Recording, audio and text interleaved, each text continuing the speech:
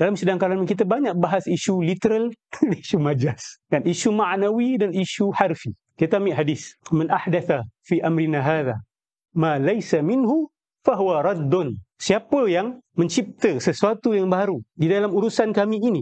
Urusan kami ini merujuk kepada apa? Agama Islam. Ma laysa minhu. Kalau buka pembahasan Imam Asy-Syatibi, sebenarnya the crux of the issue adalah pada ma laysa minhu. Kalau seseorang, sesiapa saja yang membuat sesuatu yang baru pada urusan ini, sesuatu yang bukan daripadanya, ma laysa minhu. Ma laysa minhu tu yang menjadi perbahasan besar. Maulid ni termasuk ma laysa minhu ke termasuk minhu? Literally laisa minhu, maknawi minhu.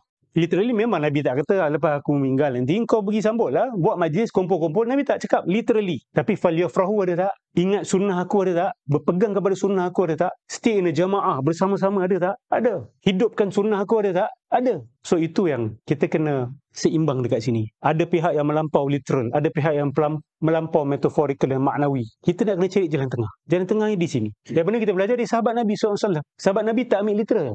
Sebab kalau dia orang literalis, dia orang tak akan bukukan Quran. Setuju tak? Kalau dia orang literalis, Nabi tak cakap, jangan buat. Nabi tak sebut benda ni. Boleh. Cakap no, ada maslahah. Ada masalah baru yang timbul. Saya try jadi orang kata apa? Devil's advocate ni. Devil advocate lah. Contoh macam sebab saya try duduk di persepsi seorang salafi kan.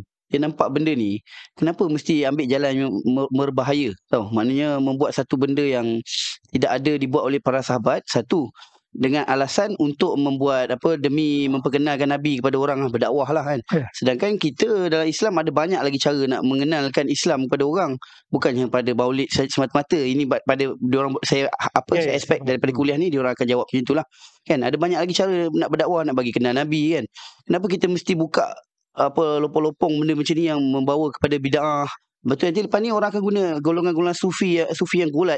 Dia akan gunakan, okey, anak buat majlis ni sebenarnya untuk apa? Untuk mengenang alasan demi alasan di-create untuk membenarkan perkara bid'ah. Bukankah ini orang kata dari segi timbangan lebih berat keburukannya berbanding kebaikan? Apa alasannya? Okey, kita ambil penghujahan maknawi dan harfi tadi tu, literal ataupun secara makna. Zaman Nabi ada universiti tak? Semua negara Islam ada universiti. Saudi pun ada universiti. Nabi tak pernah buat universiti. Ada ilmu usul fiqh? Tak ada. Ada ilmu nahu? Tak ada. Ada systematic learning? Tak ada. Dah, settle. Ada tak orang yang guna konsep universiti ni untuk ajar benda buruk? Ada. Ada orientalis yang buat universiti. The system itself is not problematic. Sistem tu sendiri bukan satu perkara yang bermasalah. Teknik tu sendiri bukan satu yang bermasalah. Apa yang orang sumbat kat dalam majlis tu, itu bukan kesalahan maulid. Sebab kalau tanya semua orang yang sambut maulid, dia akan tanya, ni nak memperingati rahmat kepada sekalian alam untuk kita ikut sunnah dia. Wallahi tak akan ada orang yang berbeza pendapat. Objektif tu ada orang yang kata bid'ah. Tak akan ada berani kata bid'ah. Dia orang kata nitty-gritties, the technicalities yang dia orang tak setuju. Okey, technicalities boleh bincang. Tapi tak ada berhak untuk mereka kata benda ni adalah bid'ah secara umum. Banyak kalau nak bawa perkara-perkara yang Nabi tak pernah buat, sahabat tak pernah buat, banyak kita boleh bawa. Sebab tu kami ajak jangan harfi. Kalau harfi banyak benda yang akan backfire your statements. Apa lagi yang Nabi SAW tak pernah buat yang kita buat hari ni, yang Salafi pun buat? Terjemah apa? Terjemah Al-Quran. Terjemahan Al-Quran Nabi tak pernah buat. Tapi timbul maslahah. Zaman Sayyidina Osman pun, Quran, pembukaan Quran kan berlaku beberapa kali. Dari zaman Sayyidina Abu Bakar, lepas tu berlaku lagi di zaman Sayyidina Osman. Beza pembukuan zaman Sayyidina Abu Bakar dengan zaman Sayyidina Osman, apa beza dia? Sayyidina Abu Bakar nak kumpulkan jadi satu. Tapi berlaku masalah lepas tu. Apa masalah yang berlaku? Tak ada standardization of recitation. Sebab Quran diturunkan ala sab'ati ahruf, pada 7 style. Ada kata dialek, ada takrifkan sebagai bukan dialek, tapi dia bukan kiraat. Ahruf bukan kiraat, jangan salah faham. Dia bukan tentang hafaz, warash dan sebagainya. It's not regarding that. Ahruf adalah benda lain. So, diturunkan pada 7. Macam mana nak kumpulkan 7 cara bacaan dalam satu tulisan? Na'udzubillah lah. Katalah orang Melayu diturunkan Al-Quran. Nak guna bahasa Melayu yang mana sebagai bahasa rasmi Quran? Jumpa perkataan air, A-I-war, A-I-war pula, A-I-R. Nak sebut macam mana? Kan ada khilaf kan? Ayak, ayo, air. Orang bukan Melayu akan pening tak bila dengar ayak ke, ayo ke, air ni kan? Dan macam mana nak kumpulkan bacaan tu dalam tulisan? You have to explain. Ni boleh baca ayak, air, ayo. Nak kena letak 3 versi kat dalam tu. Je kan?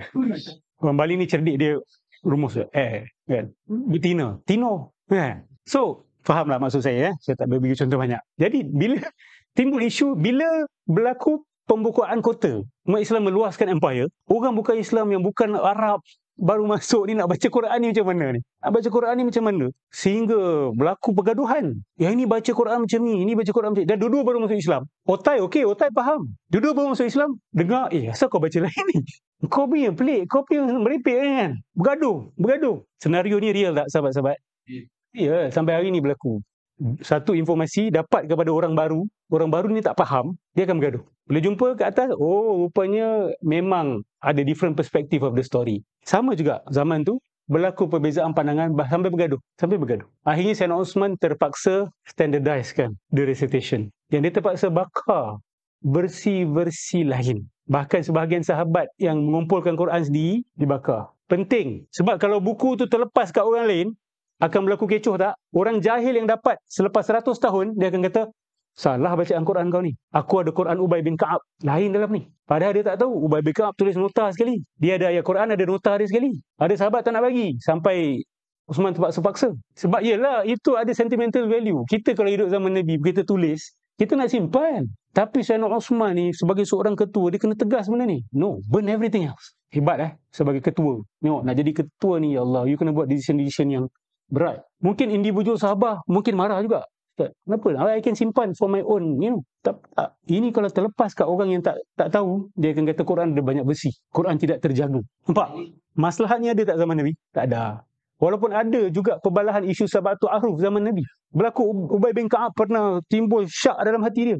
Sebab dia baca Quran satu cara, lepas tu dia dengar sahabat lain baca cara lain. Dia kata, kau baca apa ni? Jumpa Nabi. Nabi kata dua-dua aku diturunkan dua-dua cara. Ubay bin Ka'ab kata aku syak masuk dalam hati aku. Sampai Nabi doakan dia, hilang syak dia. Sahabat boleh ada syak. Sebab apa? Sebab mungkin dia terfikir, kalau gitu ni bukan kalam Allah ni kalam manusia. Seolah-olah mungkin itu syak dia. Itu masuk syak tu. Tapi benda tu clear lepas tu. Sebab Sabati Aruf. Dan Nabi dah cakap pada awal, diturunkan pada 7 ayat. So isu-isu macam ni menimbulkan satu keperluan baru. A new need. A new need needs a new solution. But a new need doesn't mean you have a literal guide from the past. You have guidance secara general. Yes. But literal, maybe no. Ilmu Nahu timbul juga hasil perbalahan ini juga. Dia nak standardize. Ilmu Nahu, mustalah hadis, usulul fiqh, betul. Sahih. Contoh ilmu jarh wa ta'dil. Kau duk senarai nama orang dia, biografi dia semua, lepas tu kata dia ni tak boleh percaya. Kan? Itu macam mana tu? Sebagai pembukuan satu sains. Yes, dia punya benih ada. Tapi literally tak ada. Usulul fiqh, benih dia ada dalam Quran. Tapi literally, nama usulul fiqh, pembahagian dia, tabwid dia, all the nitty-gritties and the technicalities tak ada. You have to think for yourself. Ulama kena ijtihad, tabi'in kena ijtihad buat benda tu. Dan saya melihat, kalau sampai satu zaman orang dah lupa pasal Nabi, don't you think Maulid is the best way to revive it? Kata Auzubillah, after 200 years, Malaysians don't care about Rasulullah anymore.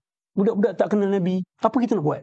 Maulid is a good idea. Jom kita buat satu majlis, kita ajak orang, ada makan-makan, ada nyanyi-nyanyi, ada penceritaan, ada ceramah, ada qasidah. Bukankah itu satu cara untuk kita ingatkan balik tentang Nabi SAW? Khususnya orang yang tak nak pergi masjid, tak nak tahu, tak nak belajar agama. Sebab Maulid dia datang sebab ada festival mood dekat situ. Ada berharap satu sebagai pemberi perhatian. So, bagi saya orang yang buat Maulid ni jenis. Dan insya-Allah saya harap dia akan dapat pahala semua orang yang buat Maulid. Kalau dia berniat ikhlas pada awal untuk mengajar tentang Nabi SAW. Call whatever it is. The name itself is not important. You call it whatever you want to call it. Kan? Yang penting al-maqasid, bukan al-mabani. Maksud dia, bukan dia punya zahir perkataan itu yang digunakan.